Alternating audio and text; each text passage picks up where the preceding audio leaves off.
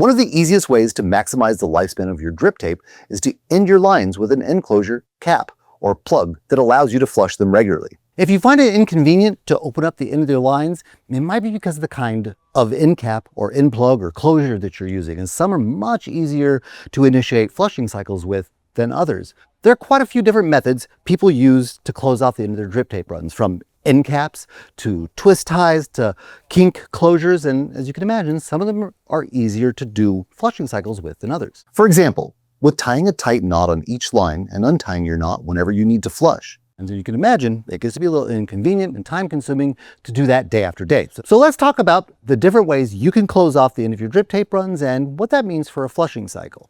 And at the end of the video, I'll share with you my favorite method that I like to recommend to anyone who needs to flush their lines often. I'm going to start with what you probably shouldn't do. Well, if you've done any research or have looked around on YouTube, you might have seen some of the hacks or cheats or tricks that are out there that are meant to save a lot of money. Those do work, and I see people do them, sometimes even on the commercial end of things, but they're very inconvenient for any kind of flushing cycle. And over time, they are going to make you have to replace your drip tape runs. Now, they might be great for the commercial farmer who is using the really thin-walled stuff that is not the best for home gardeners, and they're done with it after 1 year. But for anyone who wants to maintain their drip tape and use it year after year, season after season, there are better methods. In addition to compromising the integrity of the materials and being very inconvenient to open up for flushing cycles, those kind of hacks and tricks also tend to leak. Eventually, they'll get it into a leak-free position. But I've seen people who tie their drip tape in their knots, leak the first time, leak the second time, leak the third time, up, and then they finally got it. And then they've tied it 3 or 4 times by then, which is greatly weakened the materials.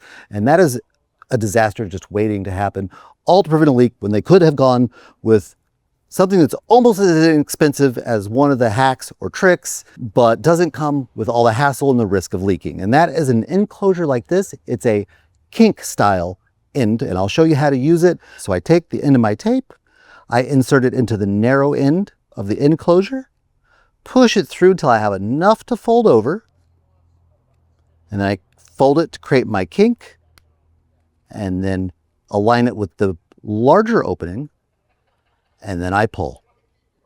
If you do get any leaking out of this, just come out, give it a little tug. If you're using very thin-walled drip tape, sometimes you might need to do another fold. Outside of the kink style ends, I prefer actual end caps for my drip tape for both flushing cycles and for longevity of my drip tape lines. And so that brings you to the next best one, and that is the drip tape end plug. These here are a little bit of a compromise between the best of everything and great usability. As you can see, they're pretty easy to remove. Removing it entirely like this, you do want to make sure you don't lose track of it. These can be easy to lose, especially in taller grasses. It's green like the grass, and then it's got the dark side like the shadows. They can be easy to lose. So you would just take it off and let it flush out, and when the flushing cycle is completed, it goes back on that easy. And of course, the loop is what makes it convenient for staking. They're a great balance between economical, they tend to cost less than some of the others, but still providing a proper end cap that doesn't require you to fold, kink, or tie your drip tape. Next up is probably what is the most common, particularly at the residential gardener end of things, and that is the standard drip tape end cap. You can see it looks a lot like the loop one from here up, but on the other side, instead of a loop, we have a cap. And what makes these great for flushing is that the cap is threaded and it's removable. Again, the caps can be easy to lose, but fortunately with one like this, these are just everyday common hose threads, so they're readily replaceable. 3/4 inch hose threads, 3/4 inch female hose threads. And you could just take off the cap, run your flushing cycle without even removing the end cap, and when it's complete, thread it back on. And that's why all of our Drip Depot drip tape kits come with the easier to use ends. These in our home gardening size kits, and this style in our agricultural size kits. And it's because we know how important flushing is to the longevity of any irrigation system. We used these end caps on a project where we took an unirrigated field on a small farm and installed our Drip Depot small farm irrigation kit. You can check out the video on how we did it in the top right or description below. This next method is actually my favorite, and not just for closing off the end of drip tape. I also like it to close off pretty much any type of irrigation line that's out there. Believe it or not, it's not even an end cap. It is a simple inline coupling valve.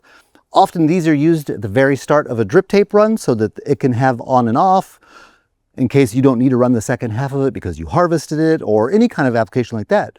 But they also make for great ends on drip tape. And what I like so much about these is you don't have to take this off like you do with the loops. You don't have to remove the cap that you might lose like you do with the other end caps. When you're ready to run a flushing cycle, simply go to your tape, open the valve, run your flushing cycle, and when it's complete, close it, and everything is capped back off. Your flushing cycle is complete, and you never even had to remove the fitting. Also, just as easy to use as the other styles I showed you, because you just put the drip tape on the end, and then turn the locking nut to secure it over the tape, and it's installed. Close it to cap, and you're done. Well, this one isn't an actual end cap. They do make valves like that for the ends that are meant to be used at the end, and one like this. And these types are often used when you want to take the flushing water and route it somewhere. On a big commercial install where water is expensive because of how much is used, they'll route their flushing water somewhere else so that it can be reused. And there is one more method, and it is a proper end, but it has a couple caveats to it. This one here is what we call an automatic flush valve, and it does go at the end of the lines. And these are great, particularly on really large systems where you'd have to walk miles in some cases to be able to open up the ends of all the drip tape runs. So one like this works automatically. At the start of a watering cycle, it opens and flushes some water. At the end of a watering cycle, it will open and flush a little bit of water. Now the caveat is they can be a little bit finicky. They close at a certain amount of pressure or flow. So if you don't have it at exactly the right elevation, it might be under too much pressure and just stay closed all the time. And then it's just basically an end cap with extra steps to do any flushing. So you have to carefully manage the specifications on one like this, and that's not always easy. But if you can, they make a great choice. The flushing cycle that they do isn't as thorough as a proper flushing cycle either. So it's not the best for the most thorough flushing cycle, but on a really large system or when you are not present to manage the system, they do make a good choice to at least provide some flushing capabilities. And when you do need to do a proper flush cycle on occasion, they thread right off just like a normal end cap. One thing that is nice about these is the parts are a little bit modular. Let's say you started with the more popular end cap style, this one here, and at some point you decided, well, you know, my water quality is not too bad. I don't need significant flushing. I wish I'd just gotten the automatic ones. Well, you can actually do that because the parts are modular. Remember, we have common everyday hose threads here, so we can remove the cap and then purchase separately the part that goes to the end of the flush valve. And that will thread right on to your standard end cap. If you're looking at the automatic flush valves, you'll see that they come in a couple different colors, and there is no functional difference between these two different colors. The yellow can just be easier to see in some applications.